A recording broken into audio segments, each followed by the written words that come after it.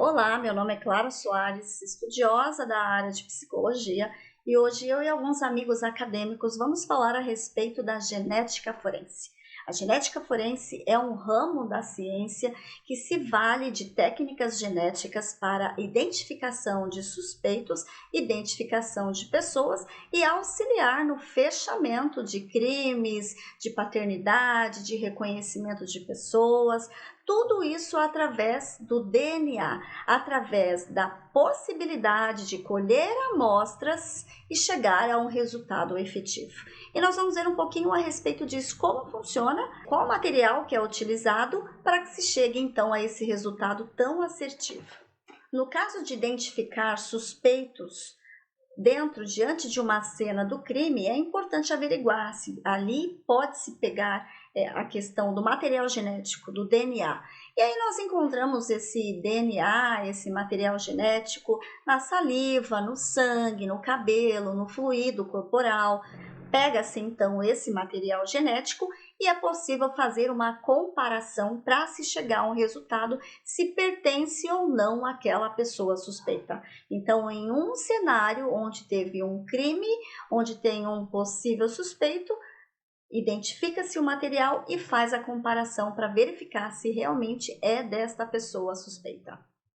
Por isso que é tão importante para o campo judiciário a genética forense, porque ela auxilia na resolução destas questões como acidentes, crimes e outros cenários mais para levar até a pessoa que cometeu o ato, que cometeu um possível homicídio, a pessoa que precisa ser reconhecida como a questão de ser pai de alguém, paternidade e outros pontos mais que acabam se tornando como uma questão criminal, um registro, um boletim de ocorrência criminal.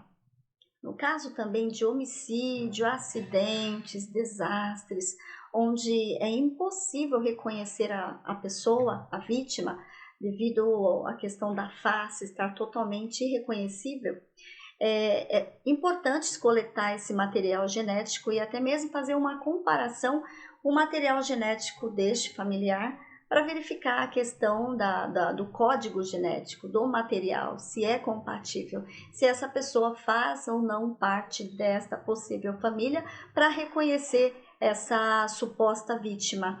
Então, neste caso, também é utilizado a genética dessas pessoas, tanto da vítima, tanto ou do cadáver ou da família, para se chegar até um consenso.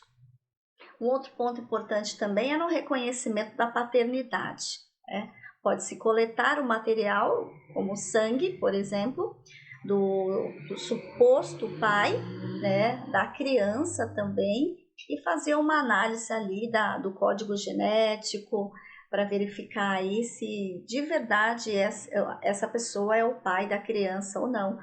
Um outro ponto importante também seria no desvendamento de um crime sexual. É importante verificar se o material genético encontrado no corpo dessa vítima é desse possível suspeito, desse possível agressor.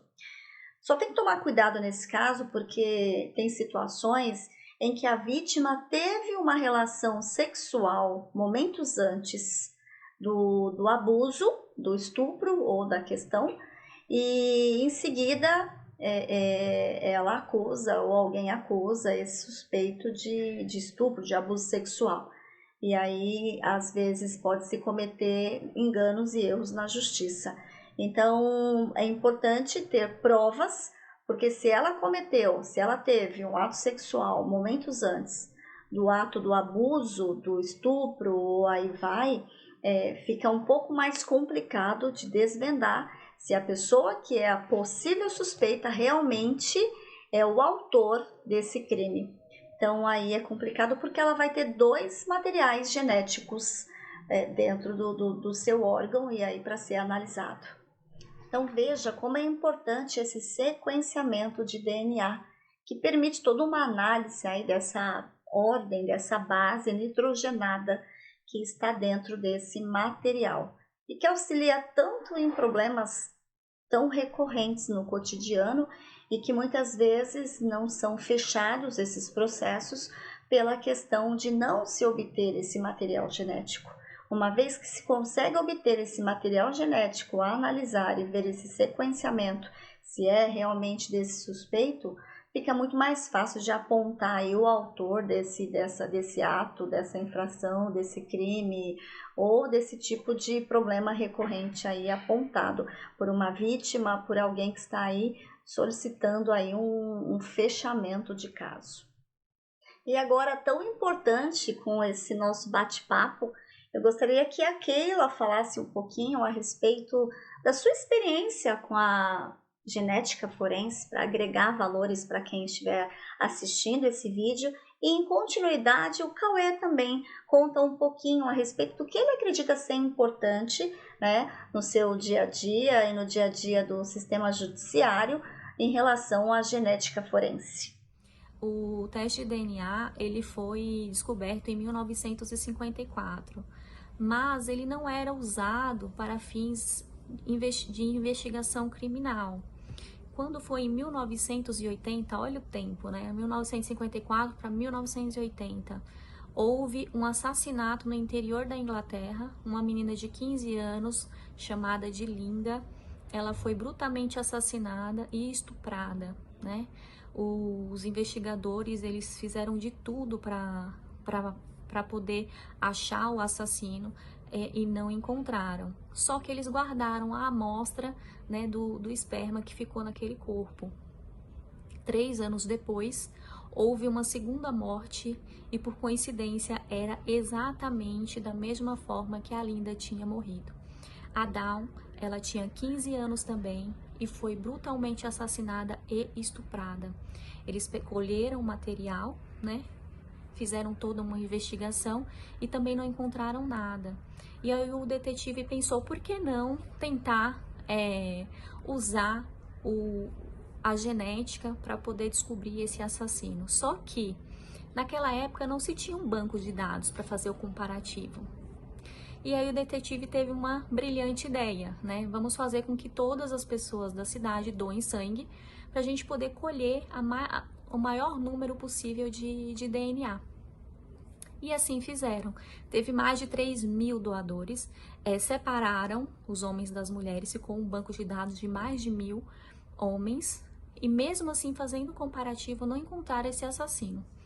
Tempos depois, houve, né, na delegacia rumores de um cara falando que tinha sido, que tinha matado essas vítimas, que ele tinha sido o assassino. Pegaram a amostra de DNA dele, fizeram o comparativo e chegaram à conclusão de que esse cara estava mentindo. Depois de um tempo, uma mulher estava num bar e ouviu um cara bêbado confessando o crime. E ele ainda disse que, na época que a polícia estava pedindo o sangue, né, do pessoal, a doação de sangue, ele desconfiou e pediu para um amigo doar sangue no lugar dele, usando a identidade dele, e por isso ele nunca foi pego. E essa mulher foi e denunciou. A polícia prontamente foi atrás desse assassino, fez os testes e acusou como positivo. Então, o teste, e foi preso, né? O cara foi preso e foi a primeira vez que foi utilizada a genética aí para desvendar um crime de homicídio. Então, a genética, ela é boa tanto para isentar de um crime, quanto para incriminar, né? O que é muito importante hoje em dia. Olá pessoal, me chamo Cauê, faço parte deste grupo e eu venho aqui para dizer os participantes. A Ana Clara de Souza, que fez parte da gravação do vídeo e explicou o que é genética forense. Keila Soares, que nos explicou o primeiro caso resolvido por genética forense. E as pessoas que ficaram por trás da tela, fazendo as pesquisas e editando os vídeos. Gabriele da Silva, Mônica Assis, Nayara Cristina, Vanessa Eliana, Vitor Silva, Tamires Aparecida e eu, Cauê Oliveira Rodrigues. Muito obrigado pela dedicação e pelo trabalho de todos.